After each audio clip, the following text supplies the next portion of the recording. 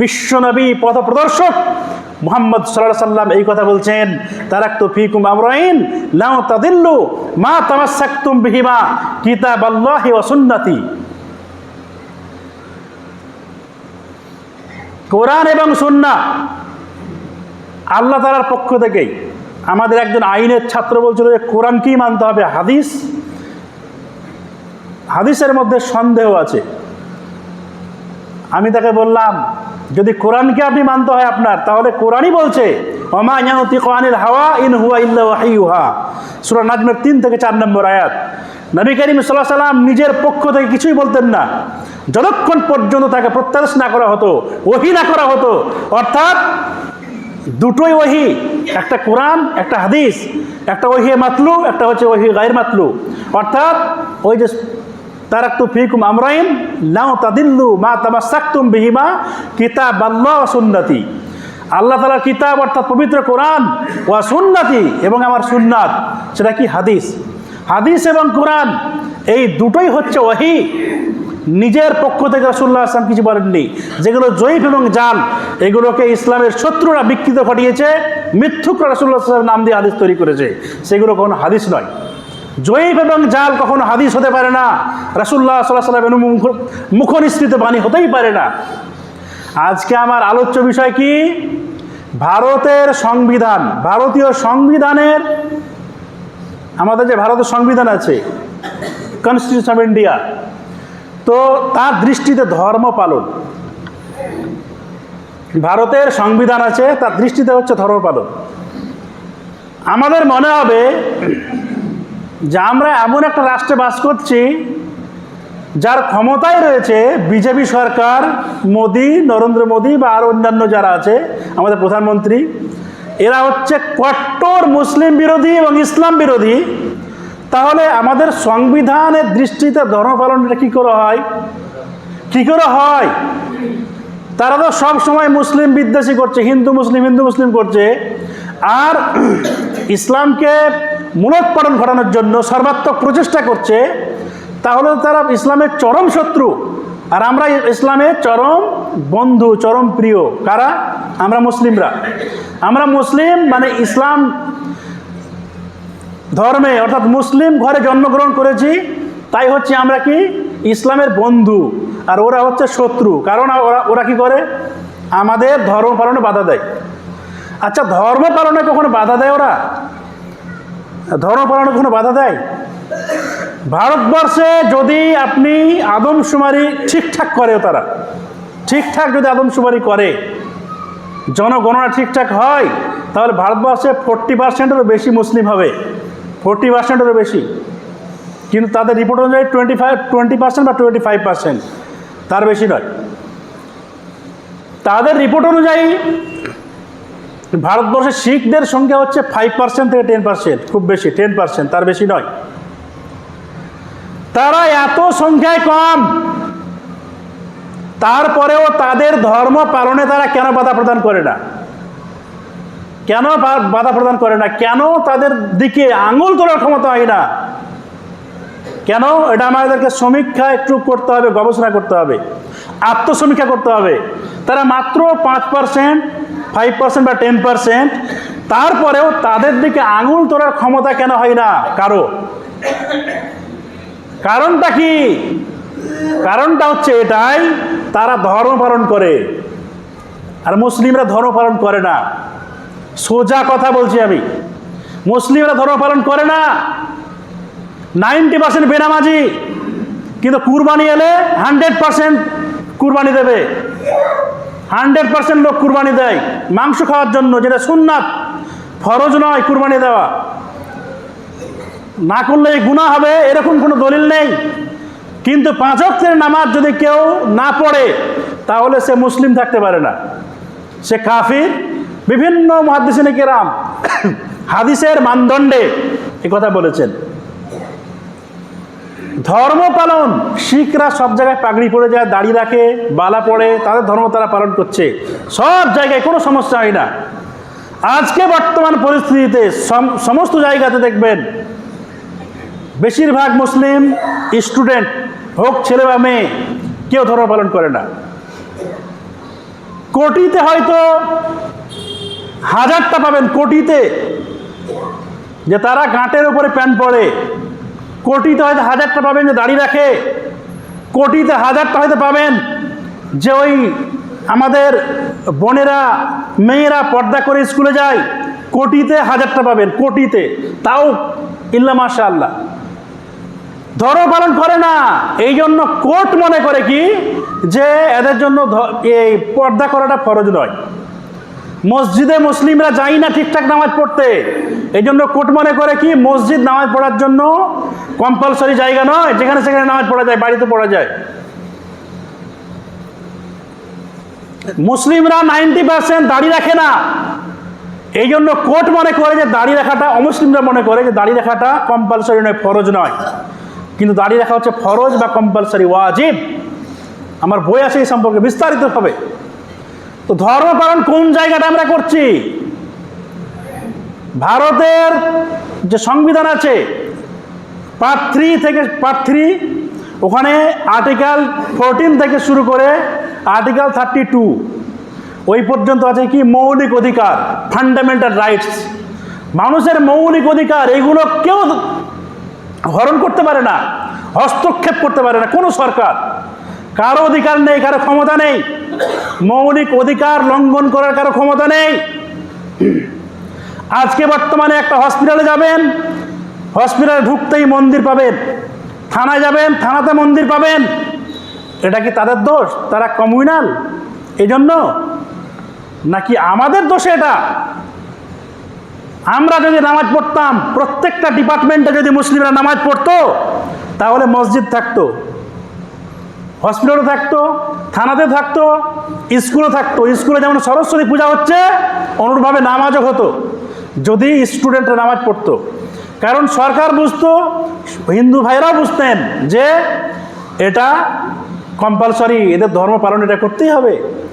কিন্তু এই যে বাধা প্রদান, রাইট টু ইকুয়ালিটি বলছি আমরা, আর্টিকেল 14, রাইট টু ইকুয়ালিটি, সকল মানুষ সমান, আইনের দৃষ্টিতে সবাই সমান, সেটা তো আমাদের করে নিতে হবে। আমাদের কথা দেবে না যে তোমরা এটা নাও।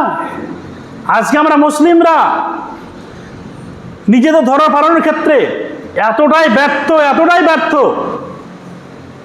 যেখানে বলছে কি article 14 of the constitution of India, ভারতবর্ষের সংবিধান, সেটা কি বলছে? স্টেট শ্যাল নট ডিসক্রিমিনেশন, মানে রাজ্য বা রাষ্ট্র কখনোই বৈষম্য করতে পারে না। কিসের জন্য? ধর্মীয় কারণে বা জন্ম এখানে হয় পশ্চিমবঙ্গের বা বিহারের বা আসামের বা গুজরাটের বা মুম্বাইয়ের বা কলকাতার যে কোনো জায়গাতে যার জন্ম হোক না কেন, কাস্ট যে কোনো ধর্মের লোক হোক না কেন, সরকার বৈষম্য করতে পারে না, সকলকে একই দৃষ্টিতে দেখতে হবে। তো আজকে যদি আমরা বর্তমানে ধর্ম পালন করতাম, তাহলে কি তারা বাধা প্রদান করতো? আমরা তো নিজেরাই ধর্ম পালন করি না। যদি কোনো ডিপার্টমেন্টে চাকরির জন্য যাই, আমরা নিজেদের দাড়ি কেটে যাই, তাহলে যে সমস্ত ডিপার্টমেন্ট, ওরা কি ভাবছে যে দাড়ি রাখাটা কম্পালসরি নয়, ঘাটের উপর প্যান্ট পরাটা কম্পালসরি নয়, ফরজ নয়। তারা তো আর কোরআন হাদিস পড়েনি। লাকাদ কানা লাকুম ফি রাসূলিল্লাহি উসওয়াতুন হাসানাহ, সূরাতুল আহজাব সূরা 33 আয়াত নম্বর 21। অবশ্যই মুহাম্মদ সাল্লাল্লাহু আলাইহি ওয়াসাল্লামের আদর্শ হচ্ছে তোমাদের জন্য উত্তম আদর্শ, জীবন আদর্শ, নবী কারীম সাল্লাল্লাহু আলাইহি ওয়াসাল্লাম জীবন আদর্শ, সেটাই হচ্ছে উত্তম আদর্শ। কাদের জন্য? আমাদের জন্য, নিদর্শন স্বরূপ। অর্থাৎ রাসূলুল্লাহ সাল্লাল্লাহু আলাইহি ওয়াসাল্লাম, সাহাবায়ে কেরাম রাদিয়াল্লাহু আনহুম, আল্লাহ বলেছেন না সূরা বাকারা সূরা নম্বর 2 আয়াত নম্বর 137, ফাইন আমানু বিমিসলি মা আমানতুম বিহি ফাকাদ ইহতাদাও, যদি তারা তোমাদের মতো ঈমান নিয়ে আসে তাহলে হেদায়েত প্রাপ্ত। মানে সাহাবীদের মতো ঈমান যদি আমরা নিয়ে আসি, মানে আমাদের থাকে, তাহলে আমরা হেদায়েত প্রাপ্ত, নচেত নয়। কোরআনের আয়াত বলছে স্পষ্ট। তাহলে বর্তমান পরিস্থিতিতে আমরা আমাদের ধর্মকে যথাযথভাবে পালন করছি না, নিজেরা অবজ্ঞা করেছি। আমরাই প্রকৃত শত্রু ইসলামের। কারণ আমার ছেলে মেয়ে স্কুলে পড়ছে, অনৈসলামিক কার্যকলাপের সঙ্গে যুক্ত হচ্ছে, আমি বাধা প্রদান করছি না। আমার ছেলে দাড়ি কাটছে, কিছু বলছি না। আমার মেয়ে বিপর্যয় ঘোরাফেরা করছে, স্কুলে যাচ্ছে, বাজারে যাচ্ছে, কিছু বলছি না। বউকে নিয়ে আমি নিজেই তো ঘুরে বেড়াচ্ছি। এরকম আমাদের কালচার আছে আমাদের সমাজে। তারপরে আমার বউ কি করছে, রাস্তায় দাঁড়িয়ে দাঁড়িয়ে কি করছে, সবজি কিনছে, মার্কেট করছে। তাহলে কি হবে? বর্তমান পরিস্থিতিতে যদি আমি নিজে, প্রত্যেককেই বলছি, আমরা নিজেরা যদি পরিবর্তন না হই, তাহলে কখনোই দেশের উন্নতি হবে না। সমাজ তো অনেক দূরের কথা। অনেক সমাজ অনৈসলামিক রীতিনীতিতে পরিপূর্ণ, অনেক সমাজ অনৈসলামিক কালচারে পরিপূর্ণ। আমি নিজে নামাজ পড়ি না, তার মানে কি আমি কি বন্ধু ইসলামের? ইসলামের চরম শত্রু। কোরআন আমার ঘরে, হাদিস আমার ঘরে, আমি পড়লাম না, অধ্যয়ন করলাম না। আল্লাহ বলছেন ফালা ইয়াতাদাব্বারুনাল কোরআন আম আলা কুলুবিন আকফারুহা। তাদের অন্তর কি তালাবদ্ধ? তারা পবিত্র কোরআন নিয়ে গবেষণা করে না করেন কেন? স্টাডি করে না কেন? সূরা মুহাম্মদ সূরা 47 আয়াত নম্বর 24। ভারতীয় সংবিধানের আর্টিকেল 25 সেটা কি বলছে? যে কোনো মানুষ, ভারতবর্ষে যে কোনো মানুষ যে কোনো ধর্ম গ্রহণ করতে পারে, প্রচার করতে পারে, পালন করতে পারে। এটা হচ্ছে ফান্ডামেন্টাল রাইটস, মৌলিক অধিকার। কারো বাধা দেওয়ার ক্ষমতা নেই।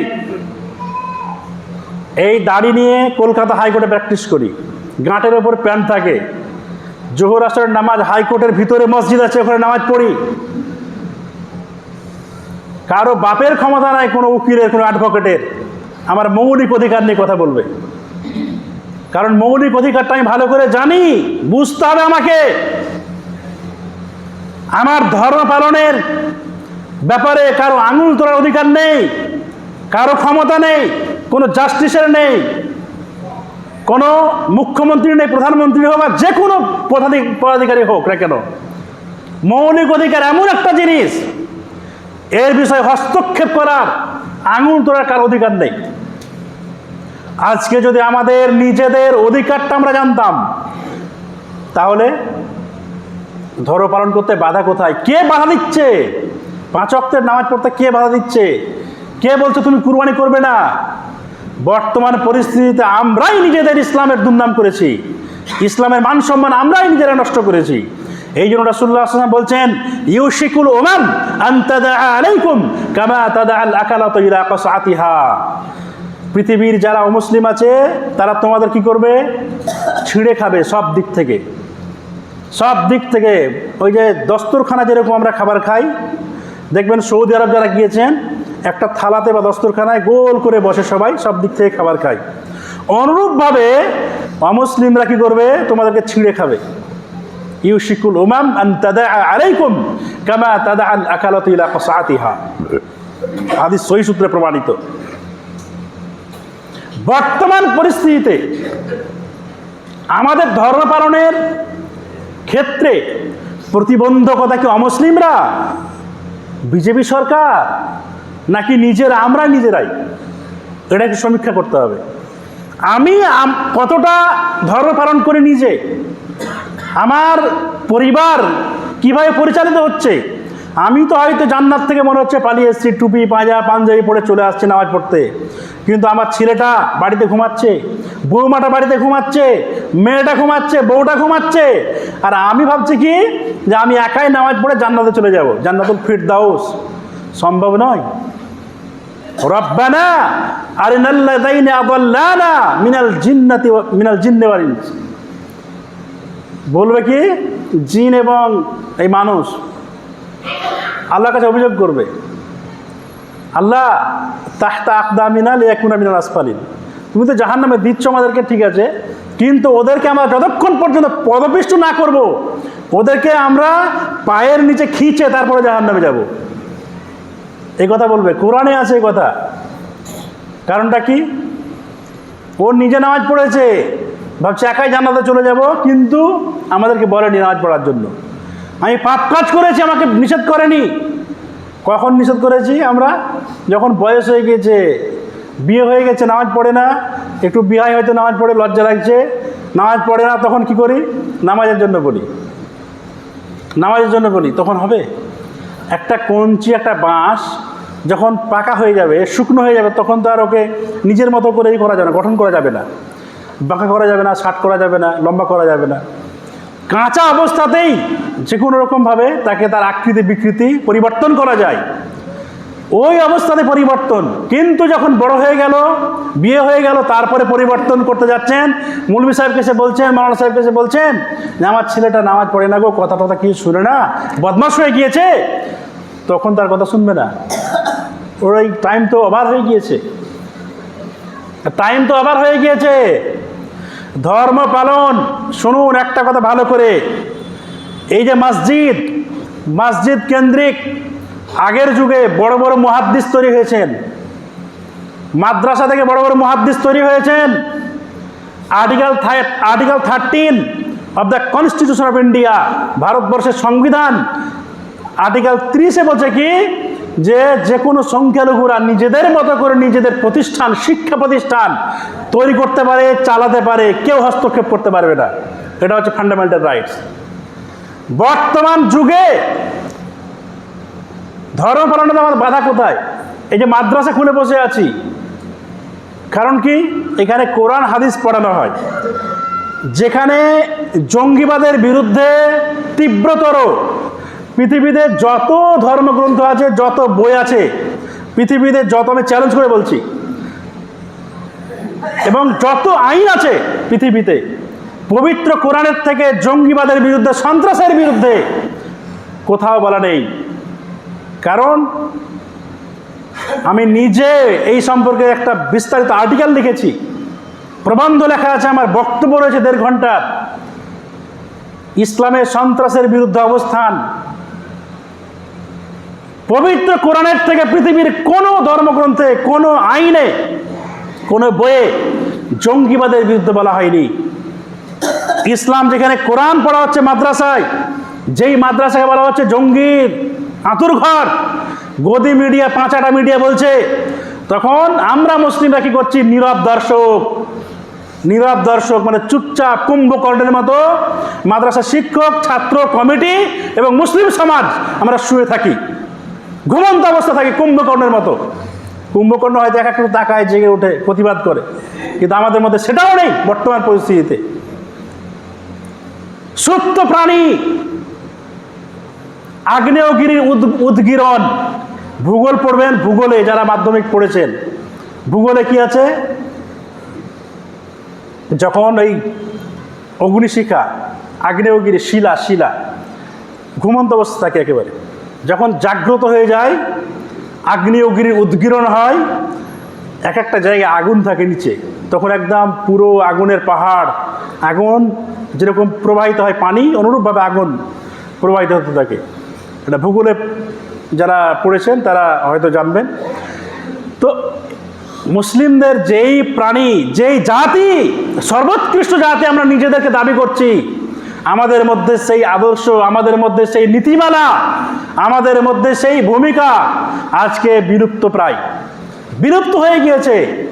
ভারতের সংবিধান ধর্ম পালনে, এই যে যেমন মৌলিক অধিকার বলতে কি, আমার বাড়ি ঘর, আমার সম্মানের সহিত বাঁচার বাসস্থান, পানীয় জল, আলো বাতাস, এগুলো সব, এগুলো আমার অধিকার, মৌলিক অধিকার, কেউ কেড়ে নিতে পারে না, কারো ক্ষমতা নেই। তা আমাদেরকে তো নিজেদের অধিকার সম্পর্কে সচেতন হতে হবে। ভারতের সংবিধান যেখানে আমাদেরকে অনুমতি দিচ্ছে, গাইড করছে, ধর্ম পালন করা যাবে, কোনো সরকার কেউ বাধা প্রদান করতে পারবে না, সেখানে আমরা তারপরেও নিজেদের ধর্ম সম্পর্কে গাফিল, উদাসীন। মুহাম্মদ সাল্লাল্লাহু আলাইহি ওয়াসাল্লামের কথা আমাদের মুসলিম সমাজ একটু ভাবেন, আমাদের কি এরকম মনে হয় যে কোরআনের কথা মিথ্যা হতে পারে বা সংশয় আছে? কোরআনে কোথাও সংশয় আছে, সন্দেহ আছে, এরকম কি মনে হয়? না হলে কেন আমাদের মধ্যে পরিবর্তন আসছে না? ইন্নাল্লাহা লা ইউগাইয়িরু মা বিকাওমিন হাত্তা ইউগাইয়িরু মা বিআনফুসিহিম। কেন পরিবর্তন আসছে না আমাদের মধ্যে? আমাদের কি এরকম মনে হয় যে আখিরাত বলে কিছু নেই? এরকম কি মনে হয় জাহান্নাম বা জান্নাত বলে কিছু নেই? আল্লাহ বলে কিছু আছে, এরকম বিশ্বাস কি আছে আমাদের অন্তরে? যদি এরকম বিশ্বাসগুলো থাকে, আকীদা থাকে, তাহলে আমাদের কেন পরিবর্তন নেই? নিজেদের মধ্যে কেন পরিবর্তন নেই? সংসারে পরিবারের মধ্যে কেন পরিবর্তন নেই? সমাজের মধ্যে কেন পরিবর্তন নেই? যদি আল্লাহকে আমরা বিশ্বাস করি, যদি কোরআন এবং সুন্নাহকে বিশ্বাস করি, নবী ও রাসূলকে যদি বিশ্বাস করি, নবী ও রাসূলদের এবং ফেরেশতা মণ্ডলী, জান্নাত জাহান্নাম, কিয়ামত দিবস, বিচার দিবস, এসবকে যদি আমরা বিশ্বাস করি, তাহলে আমাদের মধ্যে কেন পরিবর্তন নেই? আজকে আমাদের মুসলিমরা ভাবি কি, যে মরলে হয়তো দেখা যাবে, যা হবে হবে, মরার পর যা হবে হবে, দেখে নেবে। তার আগে তুমি দেখে নাও, একটু আগুনটা একটু টাচ করো। গরমের সময় থাকতে পারে না এসি না চালিয়ে, আবার ও মরার পর দেখে নেবে বলছে। কত পাওয়ার, কত ক্ষমতা! ইসলাম আমাদেরকে অন্ধকার থেকে আলোকবর্তিকা দেখিয়েছে। ইসলাম আমাদের শিখিয়েছে মানব সভ্যতা, ইসলাম আমাদের শিখিয়েছে নৈতিকতা, ইসলাম শিখিয়েছে আমাদের উত্তম আদর্শ, ইসলাম শিখিয়েছে মানুষের সঙ্গে সদাচরণ, ইসলাম শিখিয়েছে পৃথিবীতে শান্তি বিরাজ করা। কিন্তু বর্তমান পরিস্থিতিতে আজকে আমরা মুসলিমদের দেখবেন নিউজে, কে মরছে না তো আব্দুর রহিম, কে মরছে না তো আবদুল্লাহ, কে বমে কাকে মেরেছে না তো আব্দুর রহমান আবদুল্লাহকে মেরেছে, এগুলো অবস্থা। এনডিপিএসে কে ধরা পড়েছে না তো সাইফুল্লাহ, কি অবস্থা! মামলাগুলো আমাদের কাছে যায়, 90% মুসলিমদের মামলা। থানায় যান, কোর্টে যান, হাইকোর্টে যান, সুপ্রিম কোর্টে যান, যেখানে যাবে। যেখানে আমি থাকি কলকাতায় সায়েন্স সিটির কাছে, হিন্দু এলাকা, মুসলিমও আছে, তো তারা ঝামেলা করলে, ঝগড়া করলে এমনি মুখে ঝামেলা করে, কোনোদিন ওই আমাদের মতো হাঁসুয়া বের করে নেয় না, বম বের করে না, পিস্তল বের করে না। আদর্শটা, আমাদের আদর্শ যেটা হওয়ার কথা ছিল, সে আদর্শ নেই। রাসূলুল্লাহ সাল্লাল্লাহু আলাইহি ওয়াসাল্লামের আদর্শ আমাদের মধ্যে নেই। রাসূলুল্লাহ সাল্লাল্লাহু আলাইহি ওয়াসাল্লামের জীবন আদর্শ আর রাহিকুল মাখতুম, অন্ততপক্ষে এটা আমাদের পড়া উচিত। কোরআনটা পড়া উচিত, কারণ কোরআনটাই হচ্ছে নবী করিম সাল্লাল্লাহু আলাইহি ওয়াসাল্লামের পুরো জীবন। 23 বছরের জীবনীতে রাসূলুল্লাহ সাল্লাল্লাহু আলাইহি ওয়াসাল্লামের উপরে আল্লাহ তাআলা পবিত্র কোরআন অবতীর্ণ করেছেন 23 বছর ধরে। এই যে কোরআন, তার যে জীবন আদর্শ, কোরআনটা যদি আমরা অন্ততপক্ষে অর্থসহ পড়তাম, তাহলে আমাদের মধ্যে পরিবর্তন আসতো না। ধর্ম পালন করতে কেউ বাধা দেয় না, ধর্ম পালন করছি আমরা, আমরা নিজেরাই বাধা দিচ্ছি ধর্ম পালনে। কারণ নিজেরা গুরুত্ব দিই না ইসলামের মূল্যায়ন করি না, কোরআন সুন্নাহকে আমরা ছুঁড়ে ফেলে দিয়েছি।